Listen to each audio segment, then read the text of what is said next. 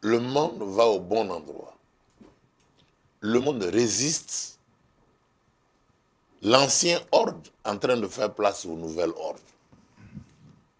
La période où l'époque des sanctions et de la domination impérialiste outrageuse et le pétrodollar qui a gouverné le monde, l'époque où la monnaie de réserve mondiale était le dollar, il fallait avoir du dollar pour pouvoir acheter du pétrole, et toutes les transactions passaient par le dollar. Ceux qui ne suivent pas le dollar, vous êtes sanctionnés. Et si vous êtes sous l'emprise des sanctions et de l'usage, et on vous enlève du système SHIFT, le système de règlement des paiements au niveau international, vous ne pouvez que mourir. L'exemple type qui nous est donné de voir, c'est le cas du Venezuela. Le Venezuela, sous les sanctions, a été asphyxié pour les portes de sortie. Et la Chine, la Russie, la Fédération de Russie et l'Iran ont offert le bouée de sauvetage, l'alternative. Ils ne s'attaquent pas brutalement comme Donald Trump le fait à un pays pour piller ses richesses. Ils offrent des alternatives. Ce qu'on peut faire, on peut vivre sans le dollar. Tout à fait. Et ça, c'est une guerre silencieuse. Et tous les États du tiers-monde et les États du Sud global sont en train de remercier leurs dieux et leurs ancêtres pour cette opportunité qui leur est offerte. Et l'Afrique, surtout l'AES, est une grande opportunité pour l'AES. Nous pouvons maintenant marcher, les souverainistes de toute la planète Terre peuvent maintenant marcher. À défaut du dollar, ils utilisent des systèmes alternatifs, comme la Chine et la Fédération de Russie. Avant, ce qui était payant en argent et or et autre chose, aujourd'hui, la Chine offre l'assistance technique. En retour, vous avez tout le temps de pouvoir, la stabilité, l'assurance.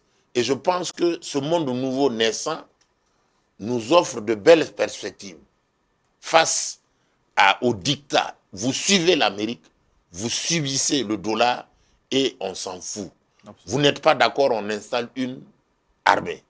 Et c'est le même mode opératoire qu'utilise l'impérialisme français par l'usage des bases militaires dans nos États. Faire peur par le terrorisme et s'installer. Donc cette nouvelle perspective qui s'offre au monde, la redisposition des cartes, on peut ne pas utiliser le dollar, mais on utilise les monnaies locales, l'apogée des monnaies locales à travers le monde, dans le sud global. Chose curieuse, l'Arabie Saoudite, sur qui était adossé le dollar, accepte maintenant vendre son pétrole en d'autres monnaies autres que le dollar. Ouais. Qui l'eût cru? C'est un changement radical. L'Iran, Cuba, tous les États qui étaient asphyxiés économiquement par les États-Unis et le système impérialisme, dont les termes de référence étaient le système SHIFT, le mode de paiement international.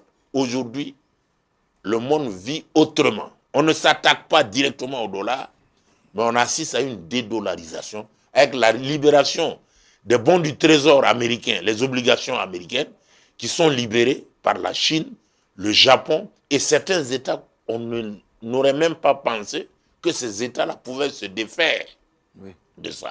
Et cette libération engendre au niveau des États-Unis l'inflation. Au jour d'aujourd'hui, la vie n'est pas belle aux États-Unis. Tout à fait.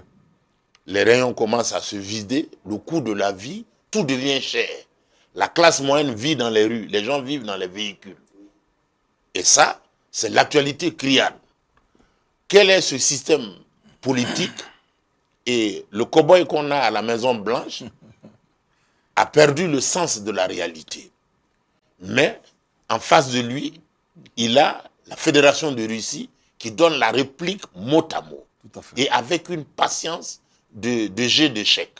Donc je pense que les perspectives sont très belles pour l'Afrique naissante. Nous devons profiter de ces opportunités-là. Être vigilants et maintenant décider par nous-mêmes, éviter le système de marionnettisme et de dictat venu d'ailleurs, où on n'est plus libre de choisir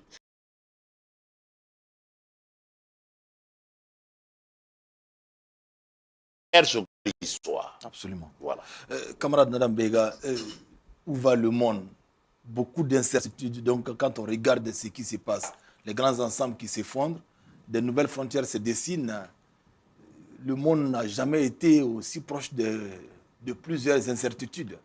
Oui, c'est juste, mais il faut dire effectivement que ça fait 80 ans que l'ordre ancien a été établi. Oui. À Yalta, en février 1945. OK. Et si vous repartez, vous trouverez effectivement qu'il n'y avait que 3 qui avaient participé effectivement à la décision. C'était l'Angleterre, c'était les États-Unis, et ce n'était même pas la Fédération de Russie, mais l'Union des républiques socialistes soviétiques.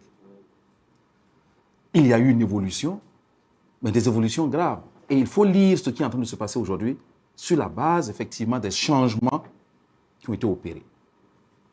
Puisque l'objectif, c'était d'avoir un certain équilibre dans le monde. Maintenant, dans cet équilibre relatif, quel était le moyen de changement, d'échange? Le moyen d'échange, c'est que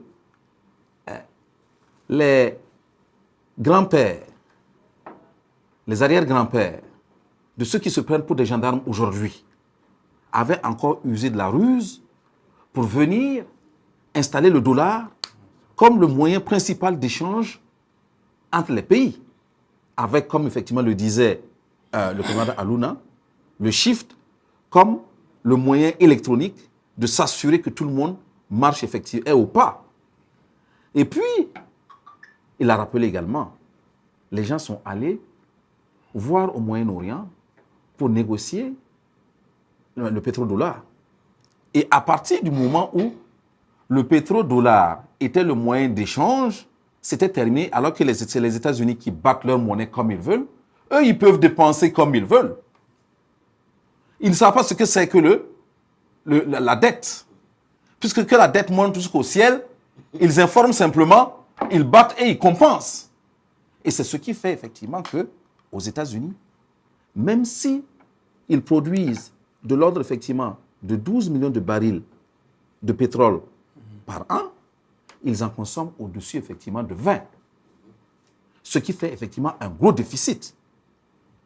Ce qui fait qu'ils pouvaient s'approprier toutes les terres rares du monde, en commençant par les terres rares de la Chine. Mais, et qu'est-ce qu'ils ont fait? Ils ont réussi à faire en sorte que, par le jeu de la démocratie entre griffes, ils ont éclaté l'Union des républiques socialistes soviétiques pour l'amener effectivement à sa portion congrue et pouvoir continuer en pensant qu'ils allaient avaler le grand ours. Alors, ce qu'ils ont oublié, c'est que en Asie et en Eurasie, les gens travaillaient à l'ombre. Et il y a des géants qui sont montés. Il y a la Chine qui s'est imposée économiquement, très stratégiquement, en utilisant effectivement au plan militaire ce qu'on appelle effectivement la rétro-ingénierie. Et vous avez la Russie qui s'est consolidée. Tout à fait. Et puis, vous avez l'Inde qui est montée. Oui. Et vous avez les Africains aussi qui ont appris. Et ils ont appris comment? Ils ont appris dans la douleur de l'exploitation. Tout à fait. Ils ont appris en allant aux mêmes écoles que donc ils ont réalisé qu'ils avaient de grandes ressources, qu'ils étaient pillés et ils ont commencé à sensibiliser. Alors, ce n'est pas étonnant qu'aujourd'hui, il y ait un processus de renégociation d'un nouvel ordre. Parce que ce qui est en train de se passer, aussi violent que ce soit, c'est un processus de renégociation d'un nouvel ordre. Absolument. Et dans un processus de renégociation, chacun se bat pour attraper une parcelle avant effectivement qu'on s'asseye sur la table de négociation. Et quand vous voyez effectivement l'héritier de Ronald Reagan en train effectivement de dire qu'il veut le Groenland, qu'il veut effectivement Cuba, alors qu'il sait consciemment qu'il n'a plus les ressources, autant militaires, stratégiques que minières, c'est du bruit qu'il fait. Absolument. La seule chose qu'il oublie, c'est que les autres savent que c'est un bruit, mais il n'y a rien à la base. Et comme indicateur, vous verrez que quand il fait ses opérations spectaculaires militaires, les autres l'observent et ne réagissent même pas au plan militaire, ils vont réagir au plan économique là où ça fait mal. D'accord. Donc les nouvelles frontières, c'est quelles frontières?